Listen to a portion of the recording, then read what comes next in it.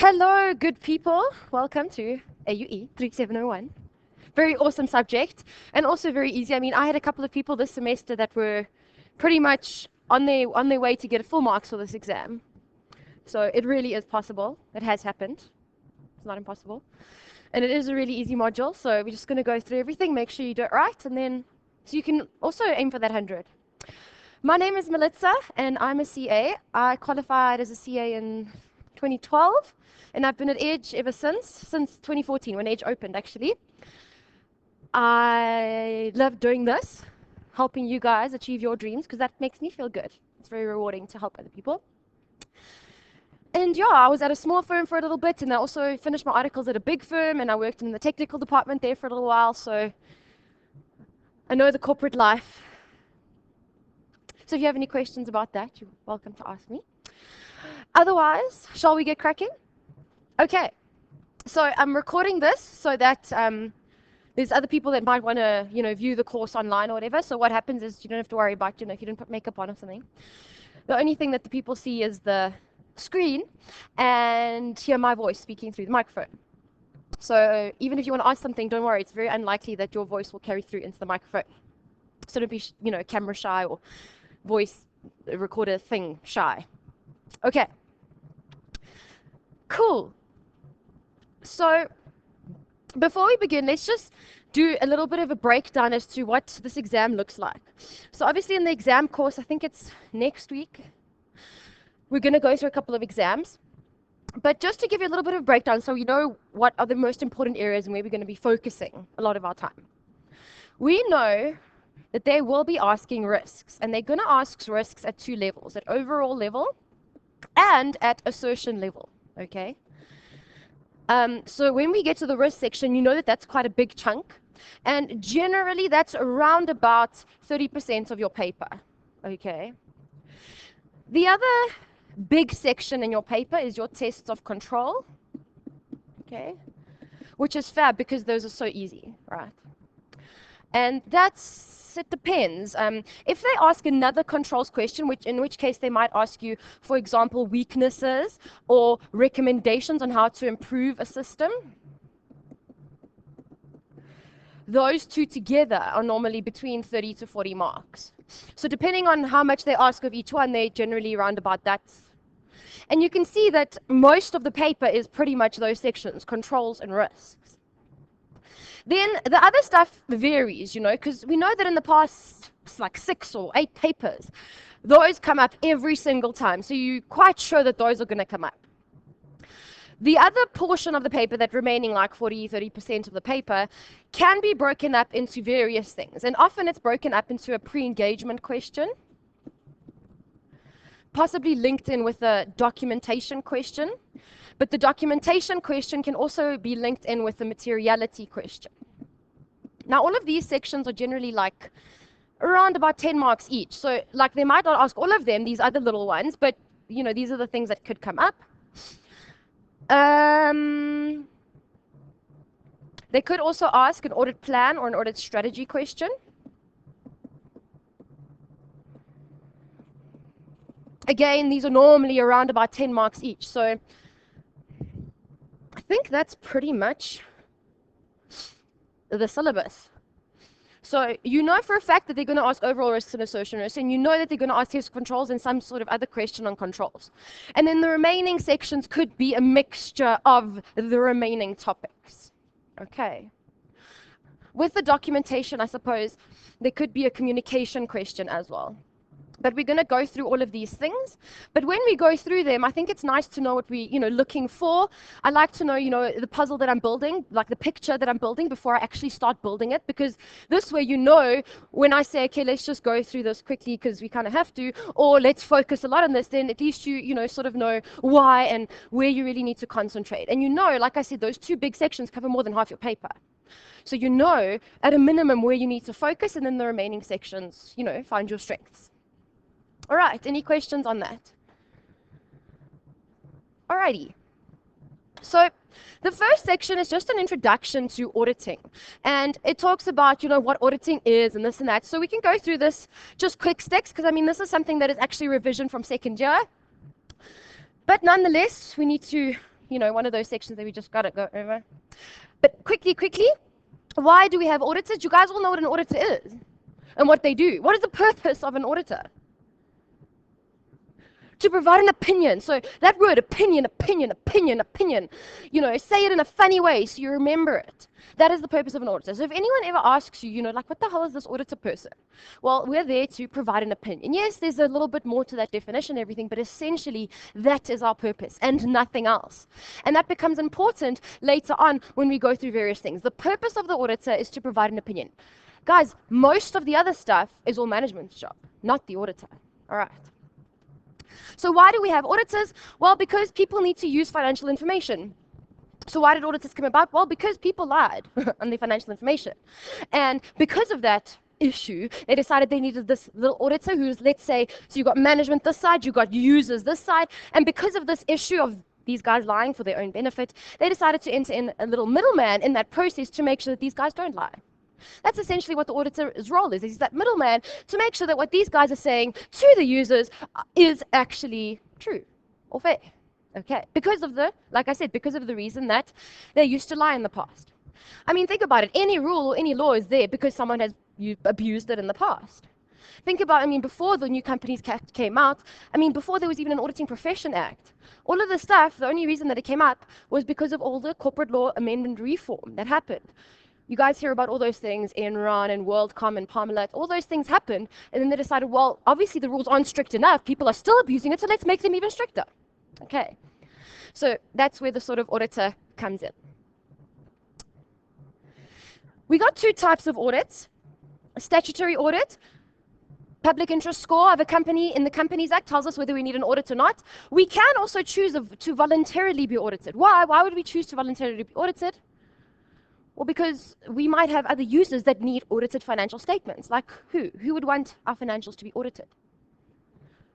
Shareholders or investors, banks, creditors, okay? They want to know that if they're lending you money, that you're not lying to them about you being able to afford to pay them back, okay? Guys, regardless of which type of audit, whether it's statutory or non-statutory, you still have to comply with all the auditing standards. I don't care if you voluntarily chose to have an audit. It doesn't mean that, oh, it was a voluntary audit, we can only comply with half the rules. It's okay. No. Guys, an audit is an audit. There's no other option. An audit is an audit. Still follow all the rules. Whether you choose to do it or not, or whether you have to do it, you have to still follow all the rules. All right. There's some examples of users. I'm sure you're all aware of that. The objective of an audit, essentially, like we said, to provide that opinion. What do we provide an opinion on? Well, what do we study? The financial statements. Why do you think you study FNAC? So you can know what financial statements are supposed to look like. So you know if they're correct or not. If they're presented properly or not. People always like, yeah, facts the major. Auditing's the major. The reason you study FAC is because of audits. Because you need to provide an opinion on those financials, and in order for you to do that, you need to know what they're supposed to look like. So in your face, FAC. And there's all the examples of the financial statements. What is not the objective of the auditor? And just like I said now about why the auditors actually came into being, why do you think there's a slide or even things in the standards that say what the auditor does not do? Well, because people have understood in the past. So they feel like, well, we need to clarify this because obviously people don't really know what the auditor is not doing. Okay? The auditor does not guarantee, that's actually a bad word in any sense, don't ever guarantee anything. The future viability of the entity, the efficiency and effectiveness of management, or to detect fraud. It's not our job. We have certain responsibilities surrounding certain things, but it's not our job. What is our job? Provide an opinion. That's it. That's our job. Okay, that's the only thing. We can do a few things, like I said, other here and there, but our purpose is to provide that opinion. Why do people believe us when we provide an opinion? If we say financial statements are fair, why do people believe? Why do you believe what I'm telling you today about this course? What makes you think that I know? Like, why do you all of a sudden believe what I say and think that I know what's going to be in the exam or whatever the case may be? Why do you believe me? Got certain qualifications. Well, I could have lied. Well, what else? What else makes you think that I'm...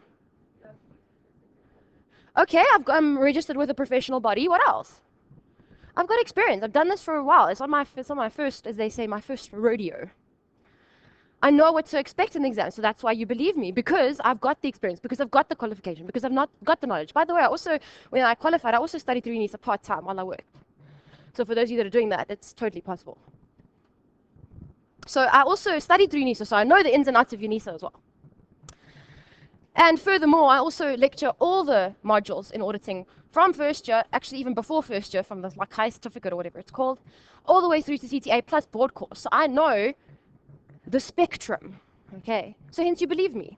So why do the people believe the auditor? Well, they're registered with a professional body. They've got experience. They've got qualifications. Why do you believe a doctor when you say, well, what's wrong with me? Well, because he's got qualifications, experience, whatever the case may be. And that is why we have such a stringent process to get to where our ultimate goal is, right? To become this auditor or CA, whatever it is that you are planning to be one day. Because people will rely on us. So there's an obligation to the public. Because remember, who are we providing this opinion for? We are serving, in a way, the public. All the users. The opinion is for the users, guys, and users is broad. Shareholders, creditors, debtors, the community, employees. That's the public. It's such a broad category that we are actually providing this opinion for the public. And because we are servants of the public, there's got to be a lot of laws and rules to make sure that we don't abuse that power. Because with great power comes great responsibility. What type of assurance do we provide as an audit? Reasonable. We don't ever do that unless you're really doing a forensic audit, in which case it's also very unlikely. We don't ever provide absolute. Don't ever absolute guarantee. None of that. We provide reasonable assurance, which is high, but not 100%. Then we might also provide a review, which is a different type of engagement, which is limited assurance. Or we might do engagements which provide no assurance at all. Okay. The inherent limitations of an audit, the reason why we cannot provide an absolute assurance opinion, why we cannot guarantee, because, guys, we don't test everything. I mean, there are entities, guys, that are so big that you can audit them all year round and you'll never finish auditing them. There are just so many transactions that happen every day. I mean, think about like Pick and Pay or F&B or those mining companies. How many transactions or millions of transactions happen like daily? It's going to be impossible to audit everything. On top of that, on top of the fact that we don't audit everything, we sample test, we use a lot of judgment. There's certain things that I don't test, and there's certain things that I test a lot.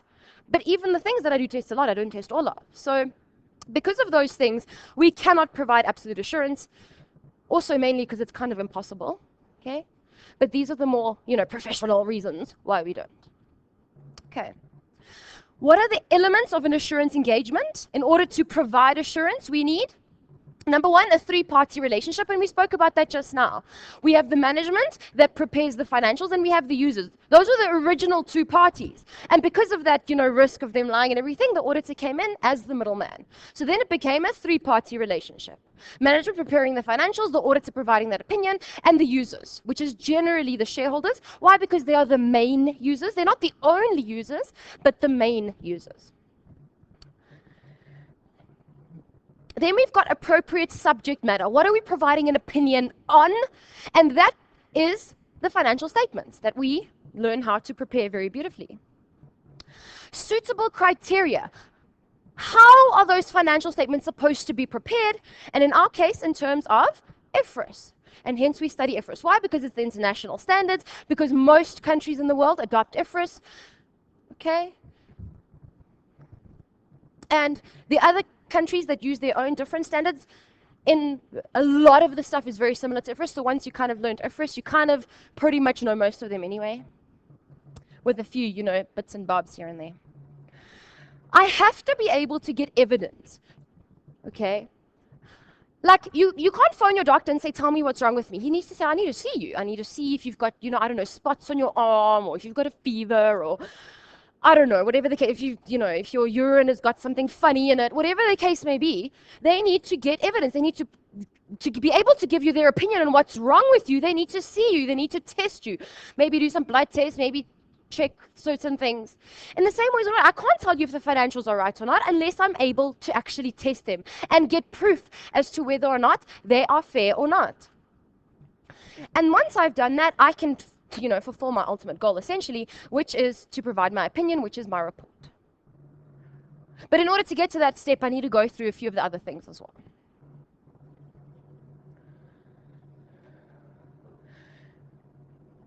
Okay, some concepts that we include in the auditing.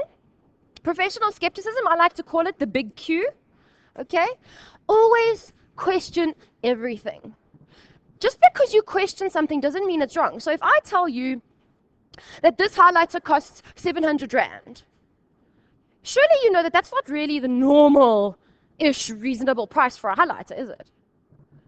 But there might be a valid reason, right? Maybe it's signed by some amazing cricket player or something, I don't know. Whatever. Or maybe the Queen used this highlighter. Or Oprah. The point is that if we see something that looks unusual or out of the ordinary, we must question it. We must always ask the question, the big Q. Question, question, question.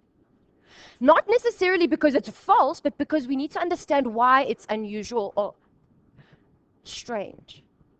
Would it make sense to you if you saw, I don't know, everybody's salaries during the year, and everyone in a certain category or designation is earning 10,000 Rand per month or whatever the case may be, and then you see someone that's earning 100,000 Rand per month in that same designation? Surely you're going to be like, well, what the hell? You just need to ask the question. Maybe there's a valid reason for it, but still, you need to ask the question. Why did depreciation decrease when assets increased? There might be a valid reason for it. All right. Just ask the question, the big Q. Okay. So it's all about having that questioning mind. Professional judgment. Now, we said one of the limitations of an audit is the fact that we all use our judgment. And my judgment might be slightly different to yours, might be slightly different to yours. So you might go to one doctor and they might say, put this cream on. You go to another doctor and they might say, well, take this pill. It's going to help, from the inside, clear that rash or whatever the case may be. Regardless, they've got a different opinion. They've studied the same, sort of medical things, but they might come up with a different way of sorting out the same problem. In the same way, the auditors study the same stuff. But it may turn out that they might decide that certain things are more risky or less risky because of their experience in certain industries or certain environments. At the end of the day, we're going to still provide that opinion, but we might just take a different route to get there. And why? How do we apply this professional judgment? Like I said, why do you believe me when I say what I say? Well, because I've got certain knowledge and experience, and based on that, I'm able to provide certain, some help, I suppose. That's the idea. This is to help, right? And in the same way, the auditor with his experience, like I said, in those different industries and environments, can provide certain judgments with regards to certain areas of risk and how to respond to those areas. You're all still with me? You're all like very quiet and like intent. It's always like that at the start, and then come the end, everyone's like, hopefully we stay like boom, boom. Ooh. What are the ISAs? Some of the ISAs that we're going to look at now. When you get to CTA, you're going to be buying those lovely psycho books and see all those people with the trolleys around here. You're going to be one of those people. You're going to buy that whole lot of them. Luckily, you don't have to worry about that now, but that's where these standards come in. How do I know how I'm supposed to do an audit? Well, these standards tell me the things I'm supposed to do when I audit. Things I'm required to do, things I might decide whether or not to do. These are the standards that tell me how to do it. In the same way that IFRS tells you how to disclose something or measure something, these standards tell me how I need to audit something. And there's certain ones that we go through in this module, and then when you do 3702, you also go through certain ones as well. And then when you get to CTA, you do all of them. Volume overload, system overload. Communication requirements, we're going to talk about that when we get to communication, so don't worry about that just yet. And then in a nutshell, if we take a look at the auditing process, so it's pretty much divided into 4 steps. So pre-engagement, planning, responding, which is gathering evidence, and eventually providing that opinion at the end. Now, if you take a look at what 3701 covers, so the stuff that you're going to be, or we are going to be rather, looking at today, we are going to be covering pre-engagement and planning and out of evidence, test of controls, out of evidence. So as you can see, we're covering quite a big chunk in 3701. And then what happens when you get to 3702, you're going to do substantive testing and the final step. And you're probably thinking, Aish, you guys have been like shortchanged. You know, believe it or not, 3702, the volume is a lot bigger. It just so happens that those sections are a lot bigger. So hence, it looks like a lot now, but you guys are actually getting to do all the easy stuff in this module. It's awesome. It's actually a very fun module. Alrighty.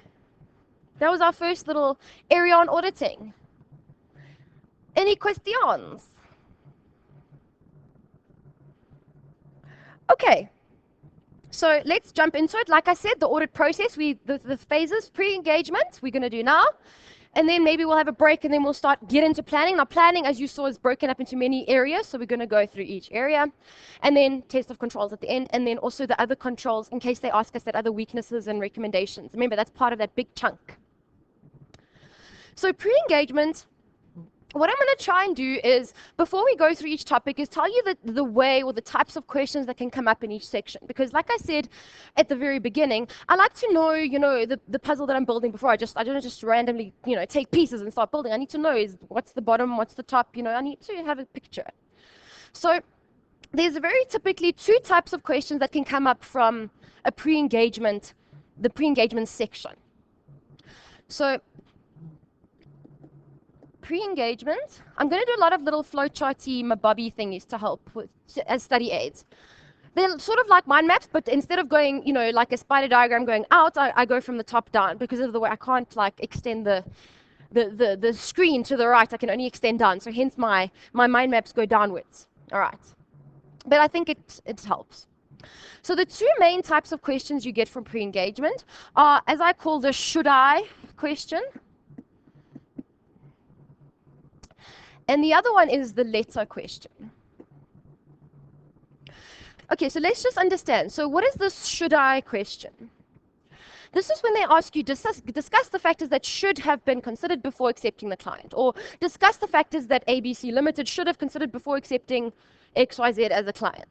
Okay, there's certain things that we need to make sure that we discuss to make sure we get all our marks. Now, guys, they can ask this in terms of, they can give you the information in an email, in a questionnaire, in a memo, whatever. But the point is, the factors you consider, whichever way they ask that type of question, is the same. So we're going to draw a little mind map for the should I question. Then the second type of question you can expect to get is a letter question. Now, they're never going to ask you to write an engagement letter. Why not? Well, because next year when you get to CTA, you get your books with you, and guess what? There's a copy of the engagement letter in the book. So there's absolutely no purpose of doing that. What they would possibly do is give you a sample or extract of a letter and ask you what's wrong with it. In which case, you need to know the things that need to be in there and the things that shouldn't be in there, and if they put something in there that's completely wrong. So we're going to go through like a little list of things that need to be in the letter for that type of question. All right, so now that we've got this picture, now we can actually get into it. And then we're gonna continue on with this flowchart as we go through. All right. So firstly, just about pre-engagement, we know it's the first step in the auditing process, and pre means that this is before we've actually got the client, before we actually start auditing. All right. The applicable standards there. So now like I said, you don't really need to worry about the standards just yet, but just be aware, okay? So ISO 210 is the main one there. Then ISO 220 and ISQC 1, we'll talk about just now, about the quality control considerations from the auditor's perspective. And then the code. Now, strictly speaking, the code was actually dealt with in 2601.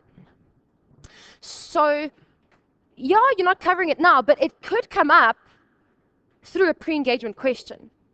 So we'll do a little mini, like 5-minute revision on that, just so if it does come up, you can at least get those couple of marks. Okay, so the three elements, the three sort of, let's call it chapters within the standard almost type thing. Client considerations, auditor considerations, and the terms, which is the letter. So essentially, we break up the standard into the first two considerations, which is our, let's call it, remember the should I question? That's where we put those elements. And then we've got the terms of engagement, which is the letter, which is if they ask us a letter question, that's where we put that information. You all still with me? Cool, fabulous. All right, so already I can see for my should I question, I've already got two main headings that I can talk about. I already know that I've got a client heading and I've got an auditor heading. The standard broke that up for me, actually.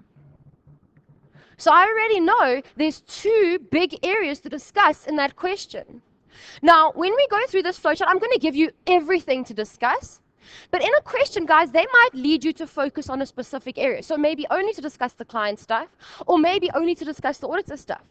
But regardless, we need to, cover all of it together. This is going to be like a complete thing on pre-engagement, which is quite nice. So for client considerations, are they using an acceptable framework? For your purposes, guys, IFRS is acceptable. If they're using IFRS, you can say, yeah, it's acceptable. The other thing that we need to consider for the client is integrity. Now, they love in these questions to make as if, management is super dodge, They are rude, they are not complying with the Companies Act, they don't like controls, they don't even like accounting, they just want to make a profit and make lots of money and bribe the government and whatnot, I don't know. They're going to make it quite clear whether these guys have integrity or not, or if they are dodgy or not. Now, when answering exam questions, guys, you need to separate what happens in the real world and what happens in the exam. In the real world, there's a lot of, there's a lot of, let's say, gray. Whereas in the exams, guys, things are black and white, all right? Do I either accept the client or I don't? There's no like maybe if they just did this. No.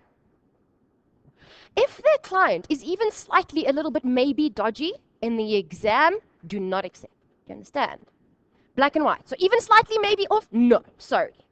That's the rule for exams. So you need to separate what happens, like I said, practically to what happens in exams. They're going to make it quite obvious whether the client is not cool. All right. Management acknowledging their responsibilities. Now, management have three responsibilities: to prepare the financial statements, for controls around the financial statements, and to provide the auditor with access to information. Now, that access one actually is broken up into three parts. So before we actually continue, let me just quickly come fill this guy in so long. So far, I know under the client, I need to discuss whether they've got an acceptable financial reporting framework. I know I have to discuss management's integrity. And I know I need to discuss management's responsibility.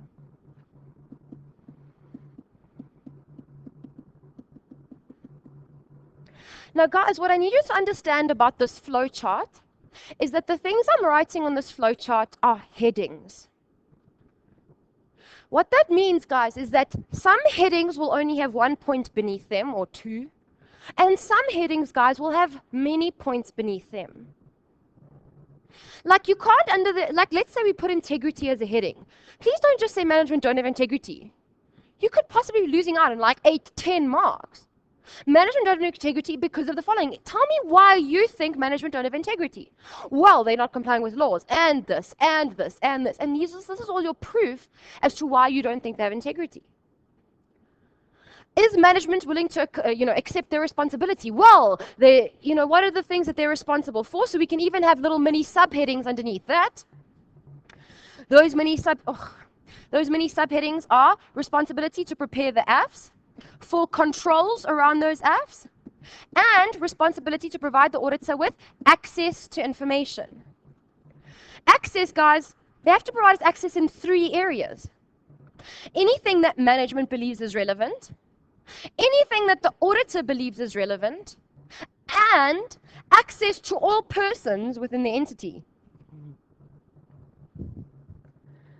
So access must be provided for anything that management believes is relevant, anything that the auditor believes is relevant, and access to all persons within the entity. Now, management might say, yeah, you can have this and this, but you can't look at this one file, or you can't talk to this one person, or whatever. Guys, this is an important question. So if you think about this thing, this whole thing, I mean, at the end of the day, what are we actually doing? We're determining if we should accept the client or not. Should we take this guy on as a client or not? That's essentially our goal. So at the end of the day, we want to be saying yes or no, right? And all the things that we're looking at now, all the things we're discussing, it's almost like a little checklist. So yes, they meet that, or no, or yes, they're like a little checkbox thing. Now, most of the criteria is okay. However, if they deny you access in any way, you immediately, that's a sort of a deal breaker. If they deny you access in any way, guys, do not accept. Even if all the other ones are ticked, if they deny you access, you do not accept. That's the rule. That's what the standards tell us to do. That's the law, okay? So that one is the deal breaker question. The others, you can sort of Generally in exams, don't accept because they're dodgy, right? Yeah.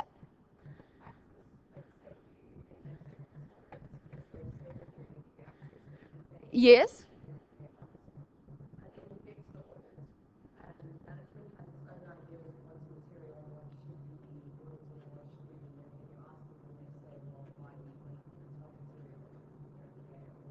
Or they deny you access later.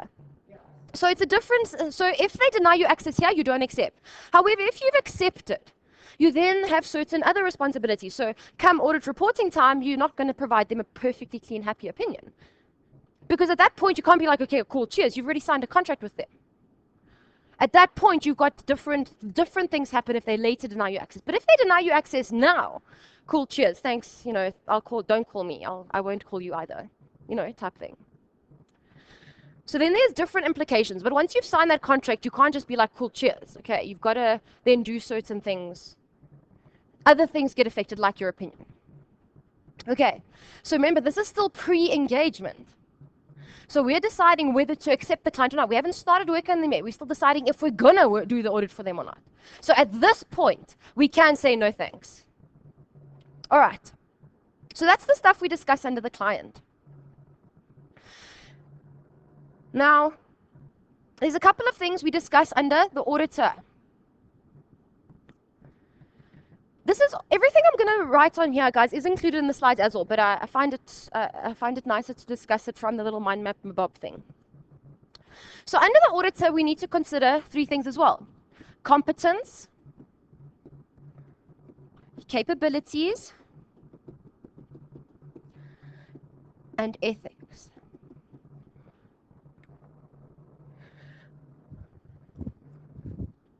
So what does competence mean? Competence is, do I have the knowledge to be able to actually do this audit? Now, how would that actually come about in your questions? It comes through as, yeah, our audit firm, audits clients in the financial services industry, but now this new client is in the pharmaceutical industry. Well, maybe we don't have a knowledge of the pharmaceutical industry. Maybe this client is listed and we've never audited a listed client before, then maybe we don't have the competence. Maybe this client has got a heavily automated system and we don't really have hectic IT in our company, so maybe that won't work. So look, we're not looking for responses now. We're going to look at responses a little bit later. At this point, we're just determining if we should accept or not. And remember, the other questions, like this question, is not a deal breaker. So if we don't have the knowledge, there is ways to get around that. Okay. So we only have one deal breaker question. The other questions we can possibly deal with, like I said. So when you talk about competence, you talk about the industry, you talk about if they listed any specific requirements there. What then is capabilities? So I might have the knowledge to do it, or I might be able to get the knowledge to do it, but I don't have time. I'm busy with 6 other audits at the exact same time. I've only got like 3 people in my audit firm, which is something that they'll include in your little thing. And I've got a tight deadline. Now I'm supposed to do 7 audits in a week with 3 people. Not happening. If I had, 6 months to do 7 audits and 3 people, that'll be a different story. But generally, it's the limited people, the limited time, and the busyness on other clients. Also, we consider capabilities in terms of staff time, but we also consider if the client is located, like let's say across the country, and we are only say in Joburg. Well, then, are we able to then send people to those different locations to audit the client? Or will we have to maybe appoint other people in those different areas to come and help us with the audit? So those are the types of things we write under there. Again, guys, these are headings. There's not normally, guys, there's not only one point per thing. There's generally a lot of things that you can discuss underneath each heading. Hence, these are headings. This is just a guide for you so you know what to talk about. Because often people see an auditing question, even if it's like, I don't know, 20, 30, 40 marks, they're like, oh, I don't even know where to start. Well, I'm showing you things you need to include in your answer so that you know what to do and what to include in your answer. That's what the mind map is for. It's not giving you all the points, but it's helping you structure, for starters, because you know we get presentation marks for audit, right? And secondly, it helps us remember all the things we need to include. Okay, ethics. Now there comes our code of professional conduct. If we accept the client, we need to make sure that we are able to comply with the code of professional conduct. So that means we need to be able to identify any threats to our fundamental principles. So in order to be able to do that, we need to have a little bit of revision on that. So I don't expect you guys to, go back and study the whole code, but just have a little bit of a, like I said, like a 2-minute revision, just so that you can throw in some really clever words and make yourself sound really smart and impress the markers. So the first thing we said was there are threats to our fundamental principles. Now the cool thing about this is that there's 5 threats and there's 5 principles. So you can like high five yourself in the exam if you know them all, right? Like go me. All right, do you guys remember any of the threats and the principles? Come on, surely it's not like a different language. Sorry? Yeah, familiarity is a threat. If we're too, familiarity, sorry, that spelling was just shocking. Familiarity. Advocacy. What does that one normally go with? Do you guys know what advocacy means? Okay. So let's just write them all down and then we'll explain them. Self-review. Self-interest, intimidation.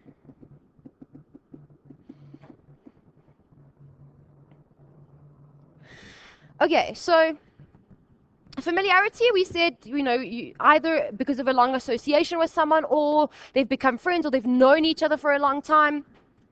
Intimidation is an interesting one because it can come one of 2 ways. There's obviously the direct, if you don't give me this opinion, I'll boom boom, or you're fired, or I'm not going to pay you, or I'll cut off your legs, whatever. But then there's the other type of intimidation, which is a lot more common, which is like, here's a Ferrari. What? Why do you give me Ferrari? Well, how's that audit going? I'm sure it's going well. Hey, do you like your Ferrari? Or should I, maybe park it back in my garage? It's that sort of passive-aggressive, indirect threat, which is still an intimidation. It's just not a direct, do this or else. Okay, especially comes through when there's a gift involved or some sort of financial incentive. Or some sort of family member that you might be intimidated by. Now, let's talk about advocacy and self-review. I think everybody knows what a self-review threat is, right? Well, I mean, wouldn't it be great if we could all mark our own exams, right? I mean, hell, we'd all do so well, wouldn't we? Well, what's the problem with that? Well, because we might be a bit too kind on ourselves. In the same way, remember what we said about the auditor? We've got management preparing the financials for the users, and then the auditor coming in and providing an opinion. So if I prepared those financials, of course I'm going to say they're awesome because I did them. I'm not going to go back later and say, oh no, they actually suck. I mean, when I did, I was going to make myself look bad. So I cannot be providing that opinion on something that I have done. Okay, I can't review my own work. So we all know what a self-review threat is. Now, advocacy is very closely linked with that. Now, an advocacy threat is, remember what I said about the auditor, that they are essentially a servant of the public. They work for the public, right? So you all know tennis. You got 2 people on each side of the court hitting the ball, over the net or whatever.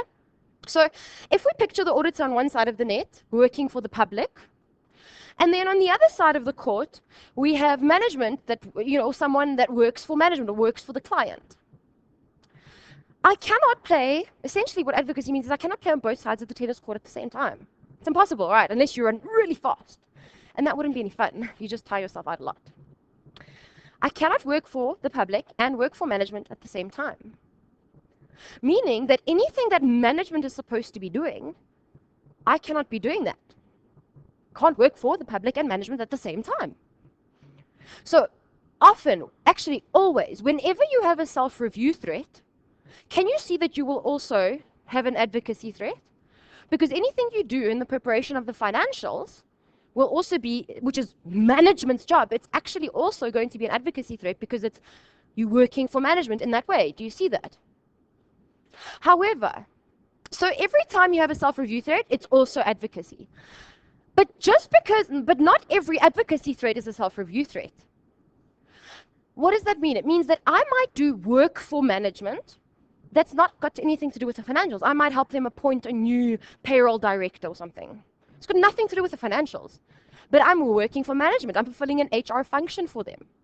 So can you see that I have an advocacy threat in that instance, but not a self-review threat? Whereas if I have a self-review threat, I'm working on something in the financials for management, in which case I will always have an advocacy threat because that's their job. Okay, happy with that? And then finally, the last one, self-interest. And guys, 90% of threats are self-interest. So if in the exam you're not sure, just say self-interest, right?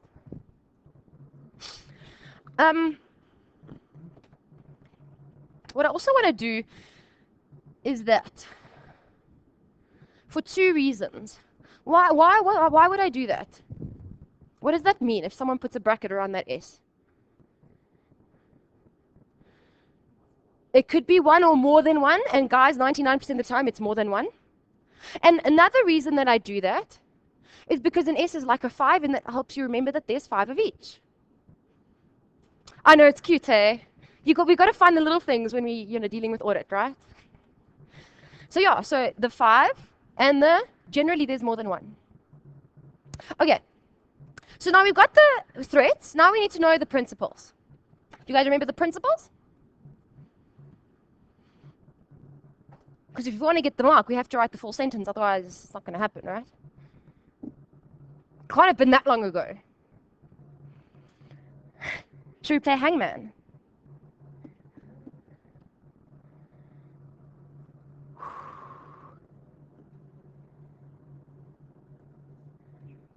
Integrity. Woo!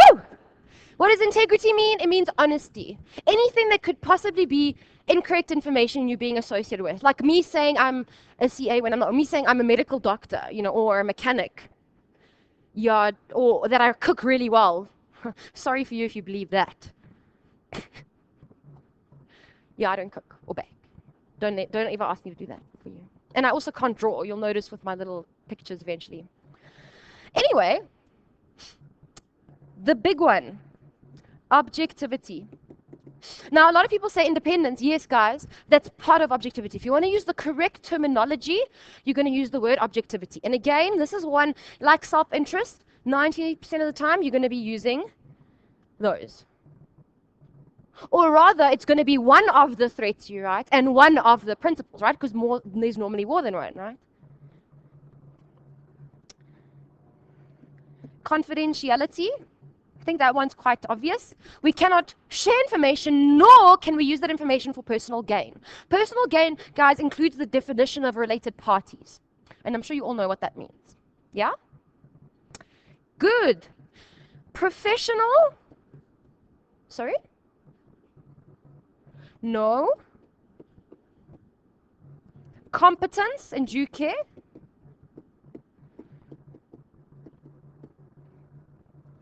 We looked at competence earlier, didn't we? We looked at competence when we spoke about the auditor and why you believe, maybe me when I teach you guys, why people believe the auditor, why people believe the doctor. And now we're looking at it as a principle. Competence means having the required knowledge to be able to do what you're supposed to do. Now, I cannot accept to do something if I'm not able to do it. I cannot accept an engagement if I don't have the knowledge to do it. I also cannot accept the engagement if I don't have sufficient time to be able to comply with all the auditing standards that I need to. So that one often comes through if there's a very low fee or if management is not willing to pay your fee. And the last one, last but not least, professional behavior. We have to act in a professional way, i.e. complying with, laws. I'm not talking, so professional competence had to do with the auditing standards. Professional behavior has got to do with complying with laws, like, I don't know, not drinking and driving or whatever, or not, I don't know, drinking at work or something, I don't know, something inappropriate. Within professional behavior comes marketing or advertising. Okay, that it has to be in good taste, it has to be objective, and we're not allowed to discredit anyone else in the profession. So that is something that will hopefully help you if that does come up in that ethical section, that you at least have an idea of the high fives there. Okay. And remember, guys, these are headings. And now there's another 4. Now, I've got 3 under the client and I've got 3 under the auditor. Now I've got another 4 that you can put anywhere you like, either under the client or the auditor or under another heading. And the reason that I do that is because if they lead you to talk about the client, then you can shove them under the client. If they lead you to talk about only the auditor, then you shove them there. If you talk about both, then you shove them in anyway. So there's 4 other things that we can talk about. Is management able to pay the audit fee? What would make you think in the question that we are not able to pay the fee? Any going concern issues? Management, they've had operating losses for the past X years. They haven't, They've got a lawsuit. Yeah, any going concern indicators. Also, if they haven't paid the previous auditor, what are the chances they're going to pay you? Another thing, is there a legal vacancy in the position of auditor? What does that mean? Legally, who appoints the auditor to audit an entity?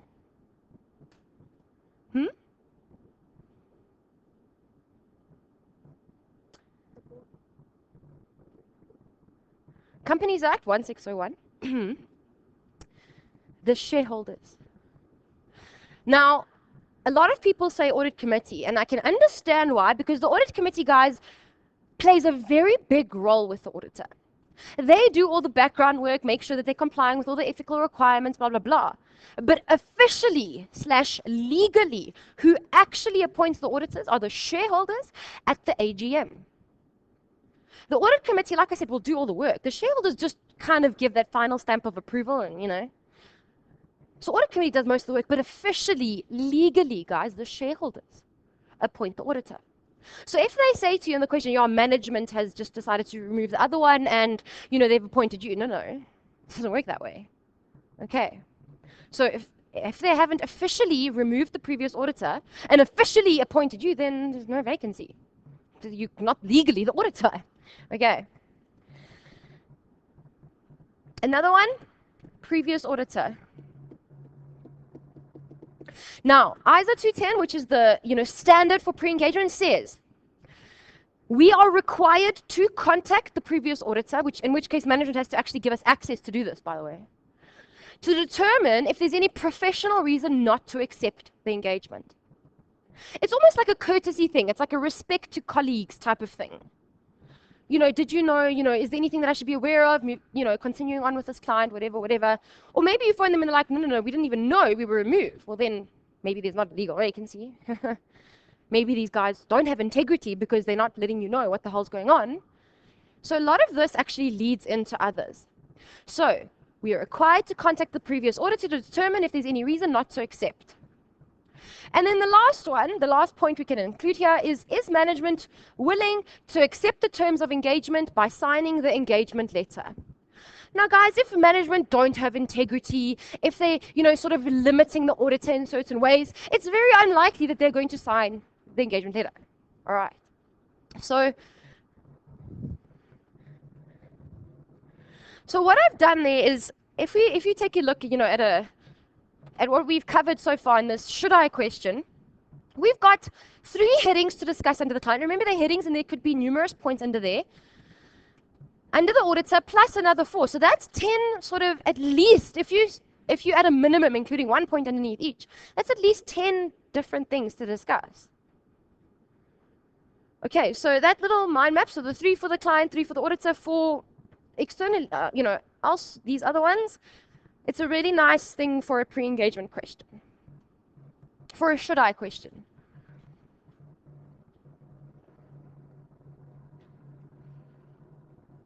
Okay, so like I said, all that stuff is included in the slides here for you. Where was I?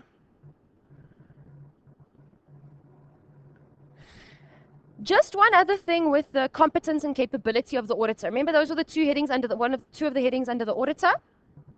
I spoke to you guys about quality control and how those standards are also relevant here. So what the auditor needs to do in his firm, so now, okay, so you remember we've got management, and we've got the users, and we've got the auditor. If in a question, guys, they're giving you information about the client, management, what management are doing, then you know you're going to be focusing a lot of your discussion on the client side of stuff. If they talk to you a lot about the auditor, the audit firm, the staff at the audit firm, what the audit firm is doing, then you know you're going to focus your discussion, or maybe it's going to be both, right? But the question will lead you as to what you need to be discussing. So look at what they're talking about, who they are talking about in the question. If they're talking a lot about the auditor, another nice thing that we can include is this quality control element, which is something that the audit firm needs to put in place to make sure that they are eventually competent, capable, and can comply with all the ethical requirements. Now, the quality control standards say that there's like 8 principles that needs to be applied in every audit firm. I'm talking about the audit firm here, hey? There must be someone, a leader, a partner, a person in charge of quality in the firm. Someone that needs to, direct this to be, the go-to person.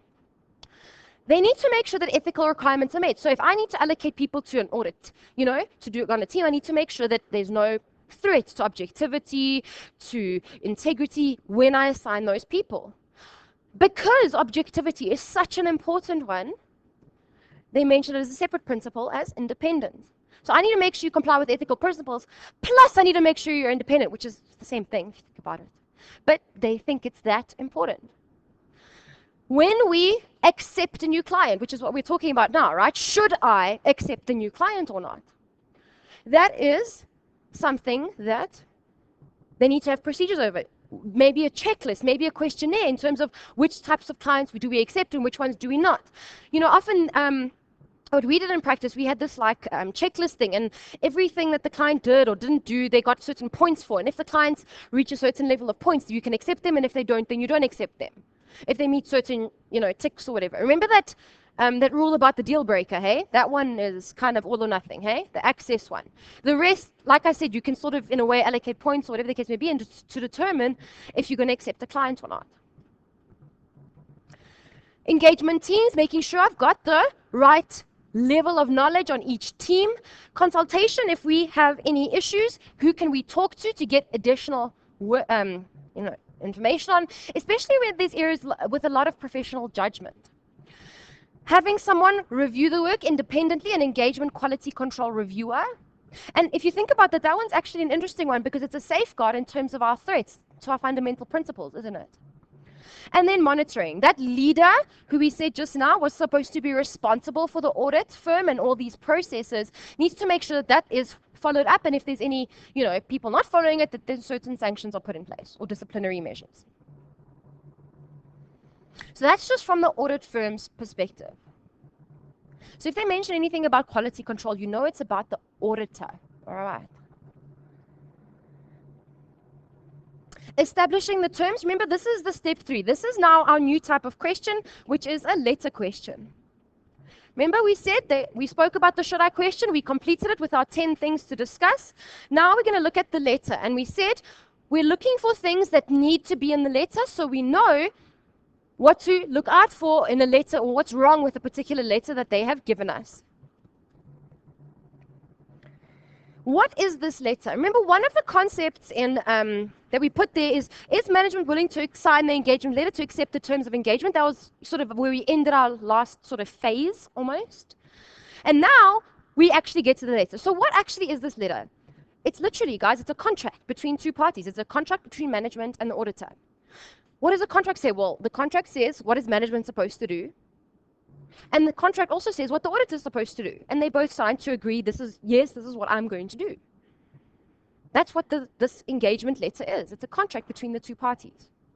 So knowing that, it should be a lot easier for you to know what's supposed to be in the letter and what's not. Because you know what the purpose of an auditor is, and you know what management's responsibility is.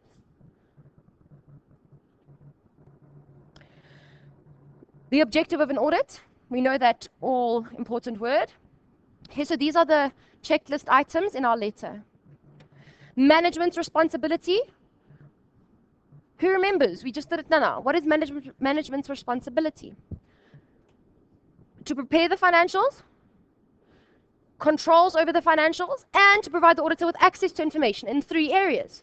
Anything management believes is relevant, anything the auditor believes is relevant, and access to all persons within the entity. We know that. This is not a complex thing. It's simply putting what management must do, what the auditor must do, and signing each other. But now we can't just say we provide an opinion. We need to give a little bit more information because obviously people, remember, misunderstood in the past. Now we're going to give more detail because, we've got to make sure that they know what we're talking about. We perform an audit in terms of the ISAs. Actually, in South Africa, we also do it in terms of the Companies Act. Okay? Because the Companies Act requires us to. So we do it in terms of the ISAs and the Companies Act. The fact that we're going to provide them this opinion in a written report. The type of assurance we're giving, and the reasons why we cannot give absolute assurance. What are those reasons? Remember the inherent limitations of an audit. The fact that we test things on a sample basis, the fact that we use professional judgment. Those, you don't have to, I'm not saying include all of them, but just mention the fact that there are inherent limitations. And if you know those two, I think it's sufficient. The fact that the auditor needs to be independent. Okay? That is particularly important. We saw that in the quality control elements. It is particularly important. Why? Because when we, guys, think about it. We're that middleman. If I'm not independent to these guys, I might as well be standing on their side. Who's going to believe us then? Well, no one. Because they're going to just believe that I'm in cahoots with these guys. If I'm not independent, then anything I do is completely useless. The whole point of me being this middleman is to be independent of the party so that people will believe what I say. The credibility, guys, that I give is because I'm independent. If I'm not independent, guys, every single thing I do is absolutely useless. That's why it's so fundamentally important. They mention it all over the place. Okay, so you'll see it come up often.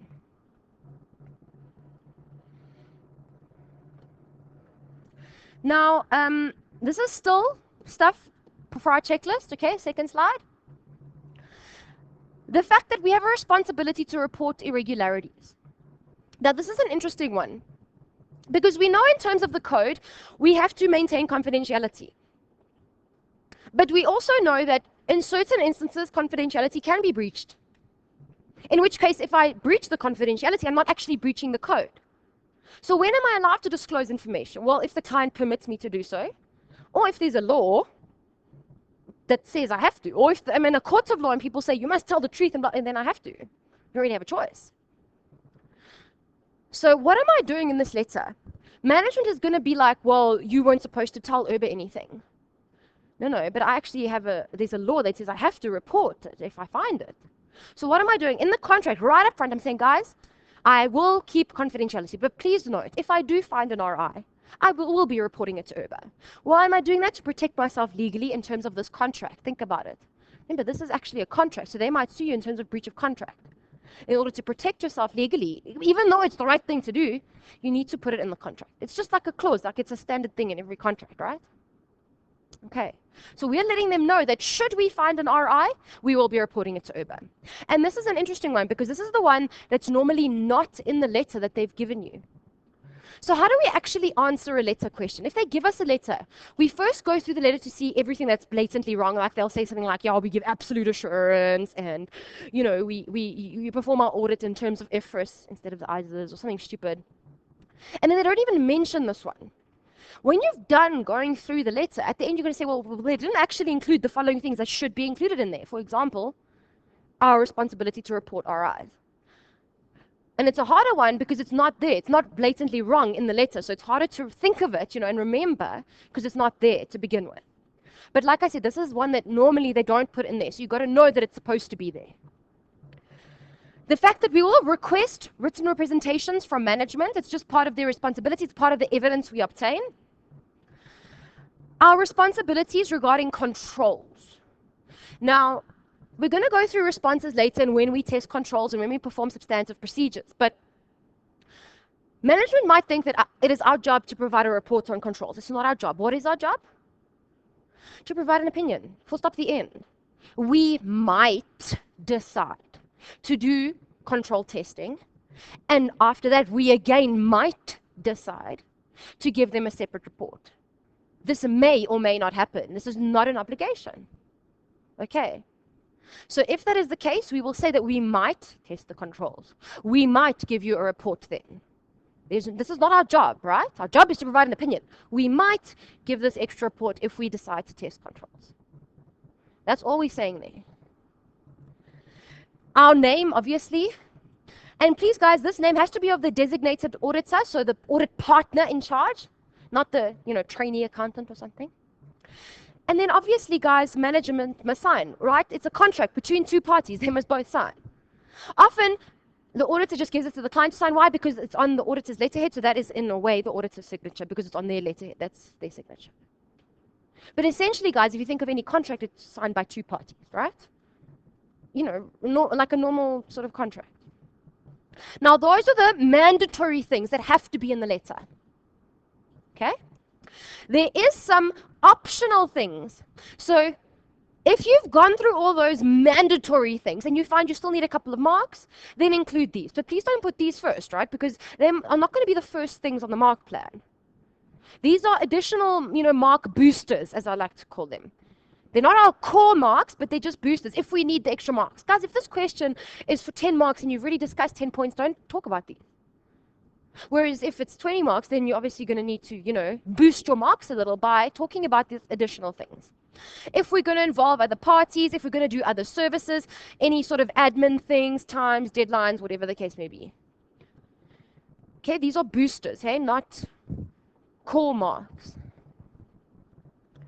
I've also then included an example of an engagement letter in here for you. I'm not going to go through that. We've gone through the main stuff, so you can perhaps just take a read through, although, like I said, come CTA, it's all in your book anyway, so don't read it for the purposes of knowing word for word what's in there. Just understand the things that are in there, that need to be in there, so that you're able to identify what's wrong in a given letter.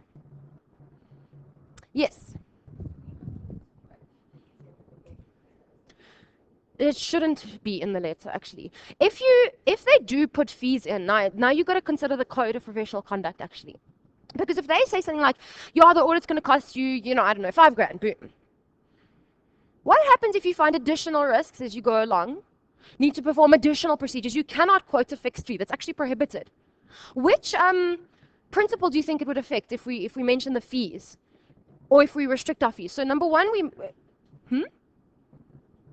it's not confidentiality. We're in terms of marketing or advertising, perhaps, if people quote how much an audit is, come buy audits from us, $5,000 each, boom, boom, for sale, whatever. Big sale. We're talking about professional behavior because of the fact that we're not supposed to quote fees at all.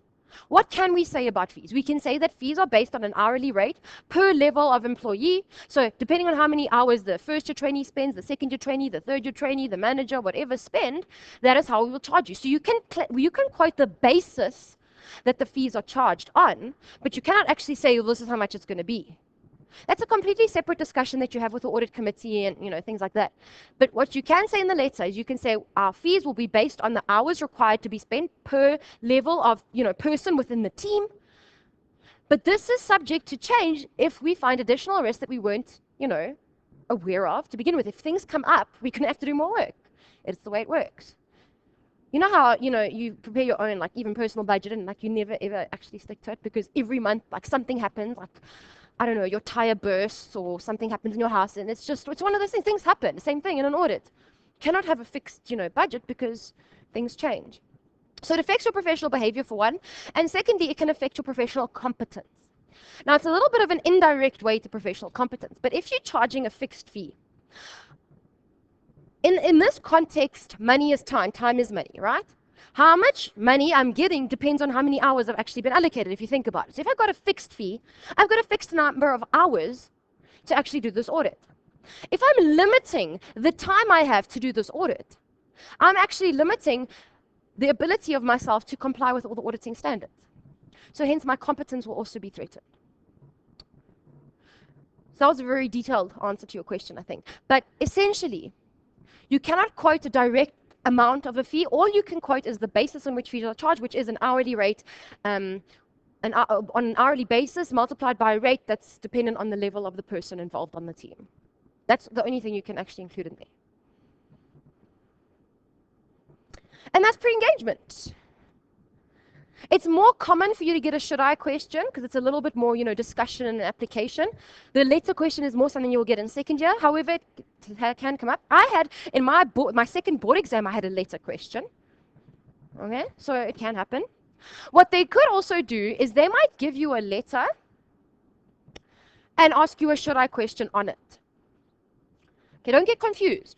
Always remember, look at the required, read the required carefully. What are they asking me? Are they asking me to discuss factors that should have been considered? Or are they asking me to discuss weaknesses in the engagement letter? And that way, whatever the required says is how you answer. Either the should I way or the letter way, the things that need to be included in the letter. What information they give you to answer that question doesn't matter. Like I said, it could be a letter, it could be an email, it could be a memo, checklist, whatever. Focus on the required to lead you as to what you need to be writing down.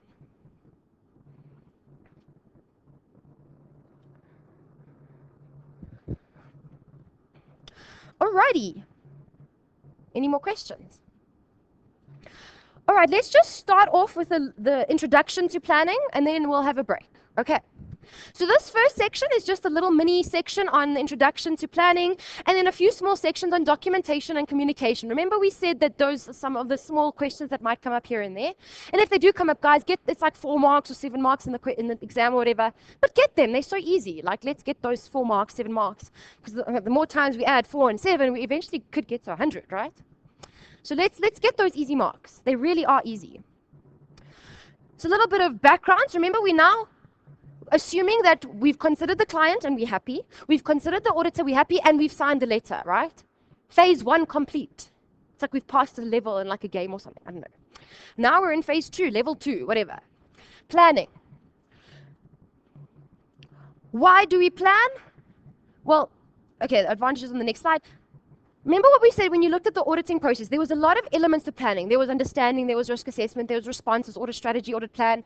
We're going to look at each of those in detail after the break. I sound like a commercial now. We're going to go through all of those, but let's just understand the background. So why do we plan? Guys, essentially, why do you, I don't know, do a study timetable to make sure you cover everything you need to or whatever, right? Why do you do a budget? So you make sure you don't, in 2 weeks before payday and you've run out of money. Although that normally happens anyway, but you get, the idea. So why do we plan? To make sure we achieve our goal. So actually, if you think about it, we're going backwards. Think about it. Our goal is to provide an opinion. We know that. That's the final element that we're working toward. But in order to do that, I need to get evidence. In order to get the evidence, I need to know where the risks are to get evidence on. So I need to know where the risks are. In order to know where the risks are, I need to understand the entity.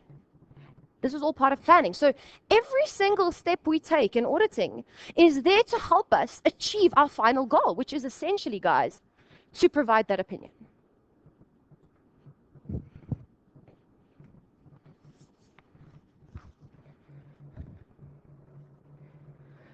Okay.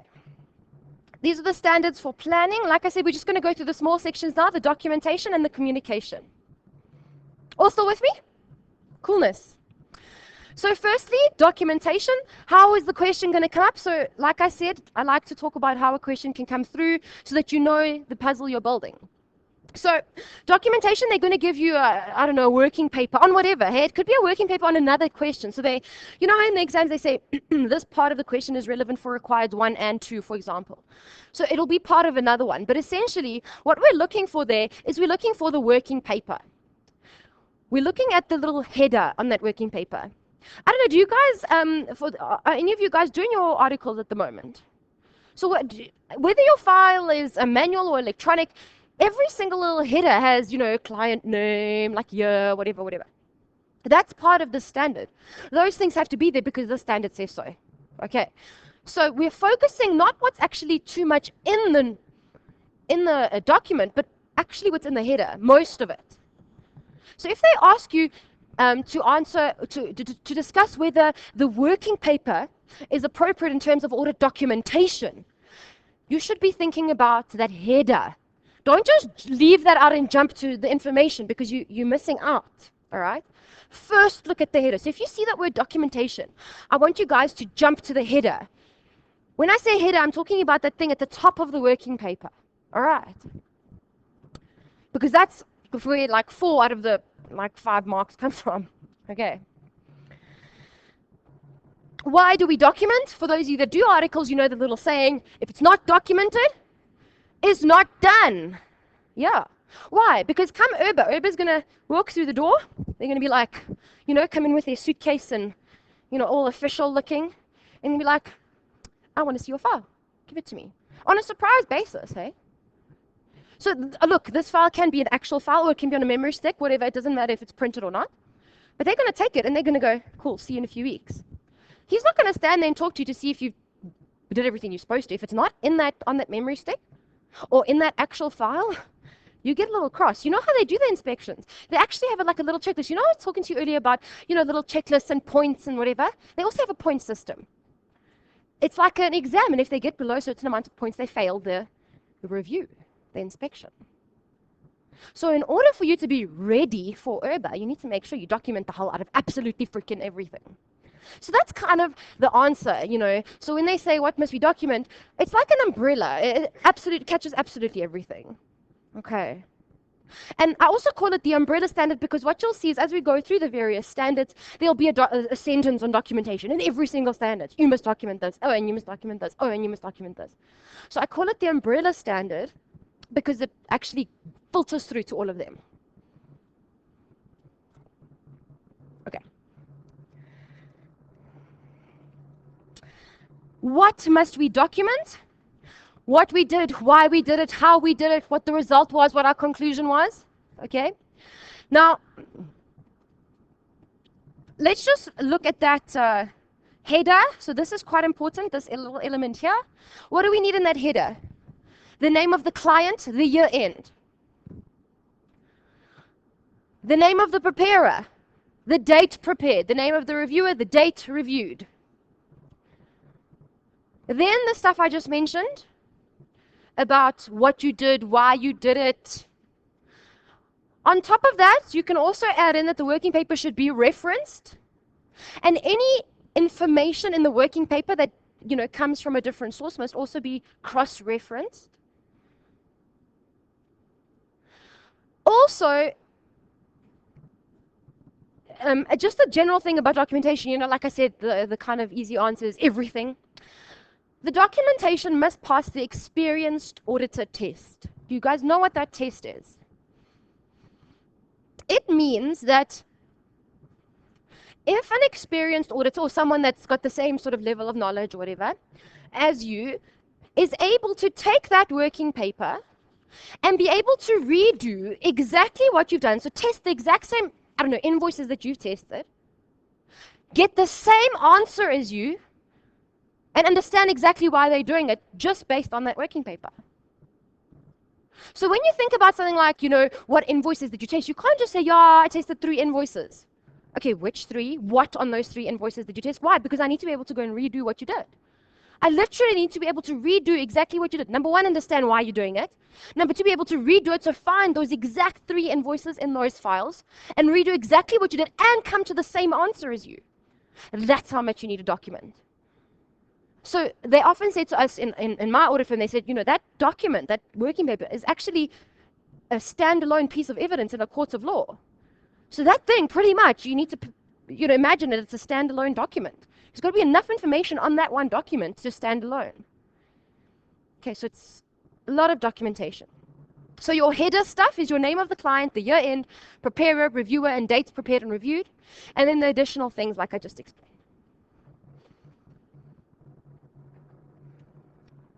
Okay.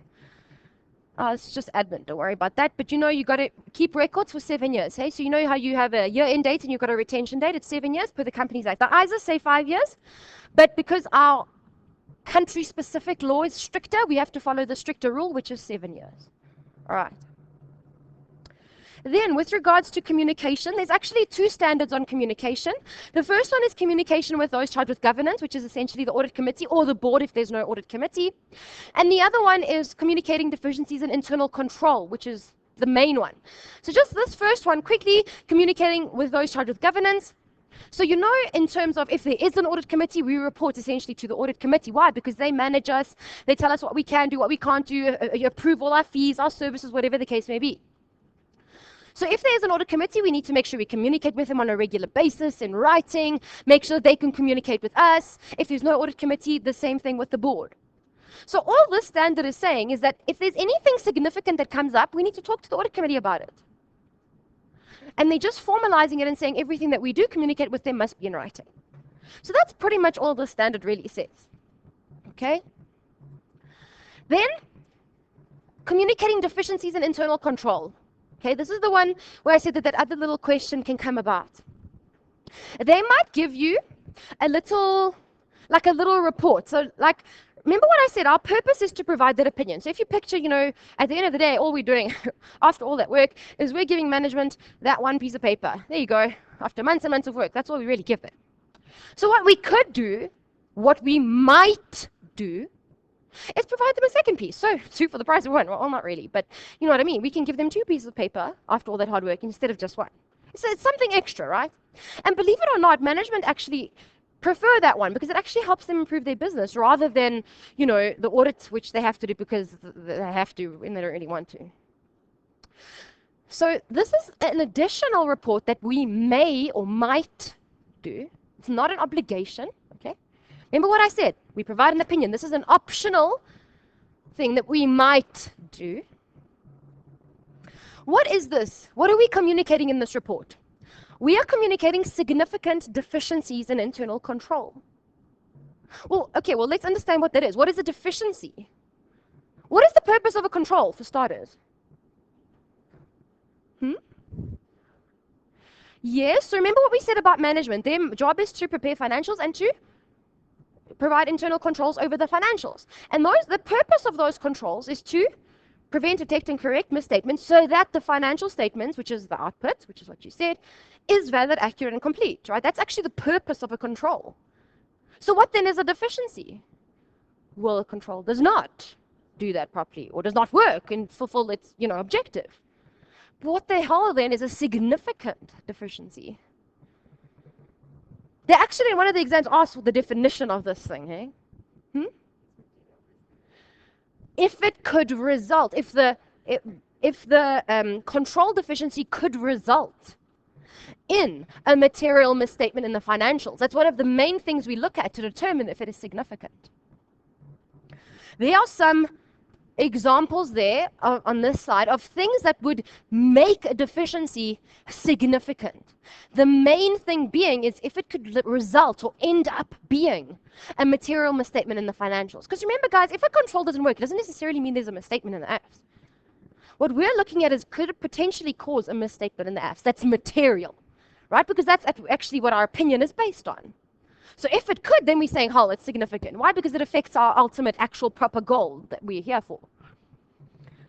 So we want to kind of report these things as like a precursor to what might happen in the AFS so that we don't have that issue with the AFS later.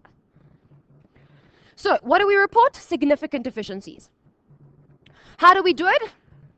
We provide them a report. We have to explain what a significant deficiency is. We have to explain to them that we don't test all the controls.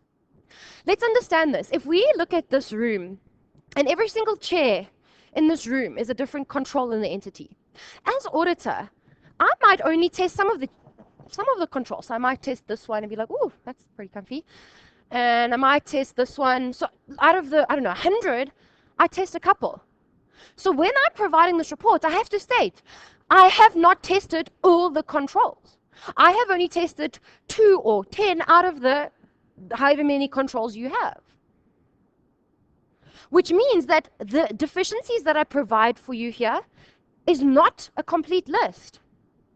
It is only on the controls that I have specifically tested. So what are they going to do in the exam? They're going to say, yeah, this is probably the only deficiencies in all your controls. Meanwhile, you've tested like one. No. That's wrong, right? You're going to say, well, that's not supposed to be there. We have to specifically state. I'm going to shower you guys just now. That we don't test all the controls. And as such, we cannot, this is not a complete list of all the deficiencies. We only provide deficiencies in the controls that we have tested for audit purposes.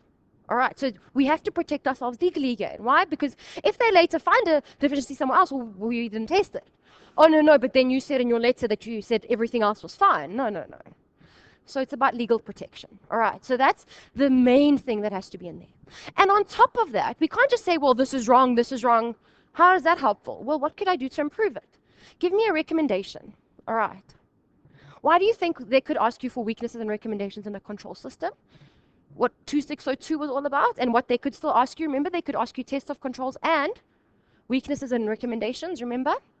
Because you might need to include it in this report. What's wrong in their system and how they could potentially fix it. Because if you want to add some value to management and give them a report that's worth anything, don't just tell me what's wrong. Don't just give me problems, give me solutions. So give them ideas on how to fix it. And that's why they like it, because you actually maybe help them in their business. Okay. So in a nutshell, what does this report include?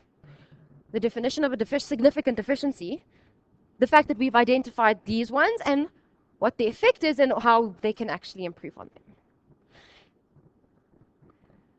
Okay, that's it for the little introduction to planning and documentation and communication.